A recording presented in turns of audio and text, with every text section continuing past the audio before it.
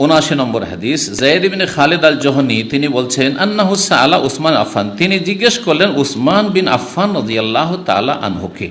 কুলতু, আমি বললাম, আরাআইতা, আচ্ছা বলুন তো, ইজা জামা, কোনো ব্যক্তি যদি সহবাস করে, স্ত্রীর সাথে মিলিত হয়, ফালাম ইউমনে, কিন্তু বীর্যপাত হলো না। কালা উসমান, উসমান রাদিয়াল্লাহু তাআলা বললেন, ইয়াতাওয়াদ্দাউ কামা ইয়াতাওয়াদ্দাউ লিসসালাহ, উযু করবে সালাতের মতো করে, উযু করবে সালাতের মতো করে। একটা এমন মাসলা আসছে যেই মাসলা আপনাদেরকে অবাক লাগবে, আসল রহস্যটা পরে বলছি। সাহাবায়ে কেরামদের মাঝে প্রথম যুগে ইখতিলাফ ছিল, এই বিষয়টাই ইখতিলাফ ছিল যে কেউ যদি স্বামী স্ত্রী সহবাস করে কিন্তু বীর্যপাত না হয় তো গোসল ফরজ হবে কি হবে না। একদল সাহাবায়ে কেরাম তারা মনে করতেন, এবং তারা প্রথম যুগে এই মশলাটাই ছিল। প্রথম যুগে ইসলামের বিধিবিধান হালকা ছিল, ধীরে ধীরে ধীরে ধীরে মশলা মাসাইল পূর্ণ করা হয়েছে। তো তখন যতক্ষণ পর্যন্ত বীর্যপাত না হবে ততক্ষণ গোসল ফরজ হবে না, সুতরাং এমনি সহবাস হলো, বীর্যপাত হলো না, গোসল নেই। ওই মাসলাই উসমান রাদিয়াল্লাহু তাআলা জানতেন যে এইটাই ঠিক। সাহাবায়ে কেরাম আমলে ইখতিলাফ ছিল, কিন্তু তারপরে এর উপর ইজমা হয়ে গেছে যে স্বামী স্ত্রী কেউ যদি সহবাস করে, বীর্যপাত হোক আর না হোক, তাতে কি হয়ে যাবে? গোসল ফরজ হয়ে যাবে। এতে কোনো ইখতিলাফ নেই এখন আহলে সুন্নাত ওয়াল জামাতের মাঝে। বলছেন যে সালাতের মতো করে উযু করেন, ওয়ায়াগসিলু যাকারা, আর লজ্জাস্থান ধুয়ে নেবে, লজ্জাস্থান ধুয়ে নেবে। কালা উসমান, উসমান সামনে তুমি নবী, আমি এটা নবী সাল্লাল্লাহু আলাইহি ওয়াসাল্লাম থেকে শুনেছি। প্রথম দিকে বলেছেন, কি শুনেছেন? আল মাউ মিনাল মায়ে, প্রসিদ্ধ একটা হাদিস রয়েছে, পানির ব্যবহার আবশ্যক হবে পানি নির্গত হলে।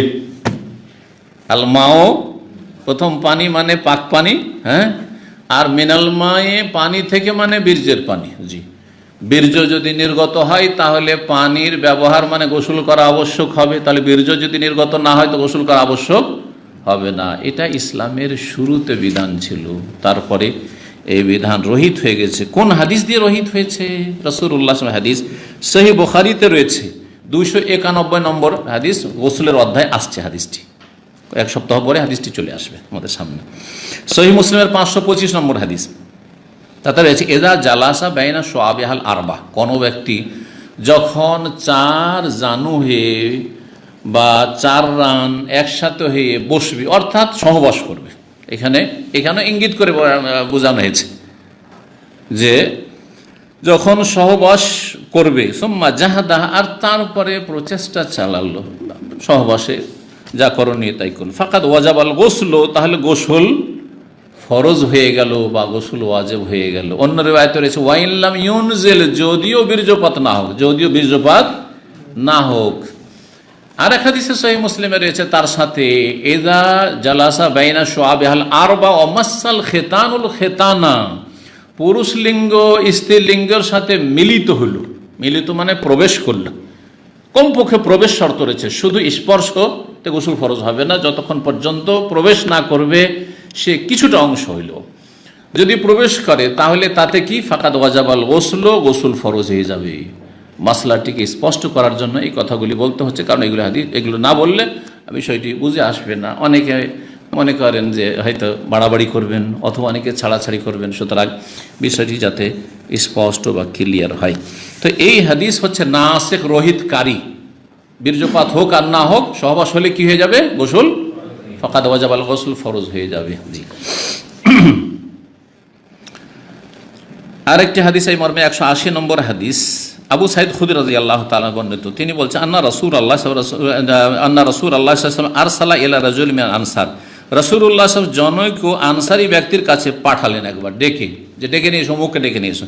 ফাজা ওয়া রাসু ইয়াকতুর, সেই লোকটি যেমনই ডাক পড়েছে রাসূলুল্লাহ সাল্লাল্লাহু আলাইহি ওয়াসাল্লামের, দৌড় দিয়ে চলে এসেছে, কিন্তু মাথা থেকে টপ টপ করে পানি পড়ছে চুল থেকে, মানে গোসল করেছিল বেচারা, গোসল করার অবস্থায় দিয়েছে দৌড়, যে নবী ডেকেছেন সাল্লাল্লাহু আলাইহি ওয়াসাল্লাম। ছোট ফাকাল নবী সাল্লাল্লাহু আলাইহি ওয়াসাল্লাম দেখে বুঝতে পেরেছেন এই তাড়াহুড়ায় পড়ে গেছে বেচারা।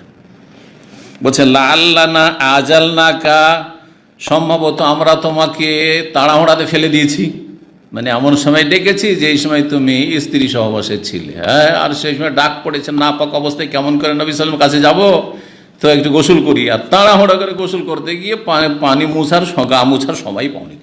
জি হ্যাঁ, ফাকালার নাম, সে বলছে, হ্যাঁ ইয়া রাসূলুল্লাহ, আমি তাড়াহুড়ায় পড়ে গেছিলাম।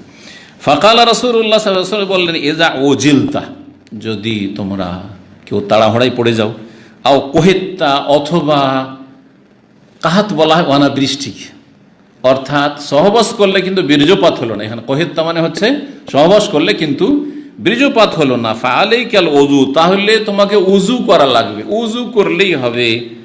এই হচ্ছে হাদিস। কিন্তু এই হাদিস কখনকার? ইসলামের প্রথম যুগের ছিল। আর তারপরে ওই হাদিস যেটি বললাম একটু আগে, সেই হাদিস দিয়ে রহিত করা হয়েছে। তারপরে বলছেন এই হাদিসের মোতাবাত মানে সমর্থক হাদিস বর্ণনা করেছেন ইমাম ওহাব, তিনি শুবা থেকে, কালা আবু আবদুল্লাহ, ইমাম বুখারী রাহিমাহুল্লাহ বলছে ওয়ালাম ইয়াকুল গুন্দর ইয়াহইয়া আন শুবাতা আল ওযু, ওযুর কথা এখানে উল্লেখ করেননি কিছু কিছু বর্ণনাকারী, ফাআলাইকা বিল ওযু এই কথা বলেননি। যাই হোক, যদি এমনটা হয় যে সহবাস করেছে কিন্তু বীর্যপাত হয়নি, আবার বলছি সাহাবায়ে কেরামদের মাঝে দ্বিমত ছিল, আর সাহাবায়ে কেরামদের যুগে ইখতিলাফ ছিল। এর আগে বলেছি, কিন্তু ইফতিরাক ছিল না। ইখতিলাফ মানে মাসলা মাসাইলে কিছু ইখতিলাফ থাকা, আর ইফতিরাক মানে কি? দল পাকাপাকি, বিচ্ছিন্নতা, গ্রুপিং, হ্যাঁ, মজহাব কায়েম করে দেওয়া, যে এইটা হচ্ছে আবু বকরের মজহাব, এটা উমরের মজহাব, এটা আলীর মজহাব, এটা উসমানের মজহাব, এইরকম ছিল না। তো মুসলিম জাতিকে দলে বিভক্ত করা হচ্ছে হারাম, দলে বিভক্ত করা হচ্ছে হারাম। বাকি কথা হলো ওলামাদের ইখতিলাফ থাকবে, ইখতিলাফ আবু হানিফা, শাফি, মালিক, আহমদের ইখতিলাফ, কিন্তু তারা কিন্তু মজহাব কায়েম করে যাননি। ঠিক তেমনি বর্তমান যুগে শেখ ইবনে বাজ, ইবনে উসাইমিন, আলবানির মেলা মাসাইল ফতোয়াত ইখতিলাফ আছে, কিন্তু তারা গ্রুপ দাঁড় করে যাননি যে আপনারা এখন এই রকমের গ্রুপ দাঁড় করে দিবেন। সেই জন্য ইফতিরাক, বিচ্ছিন্নতা হারাম। আর ইখতিলাফ হবেই, যথাসাধ্য কমাবার চেষ্টা করতে হবে। এখানে আকীদায় যেন কোনো ইখতিলাফ না থাকে, আকীদায় মৌলিক বিষয় যেন কোনো ইখতিলাফ না থাকে, ইখতিলাফ অবশ্যই সারাইতে হবে।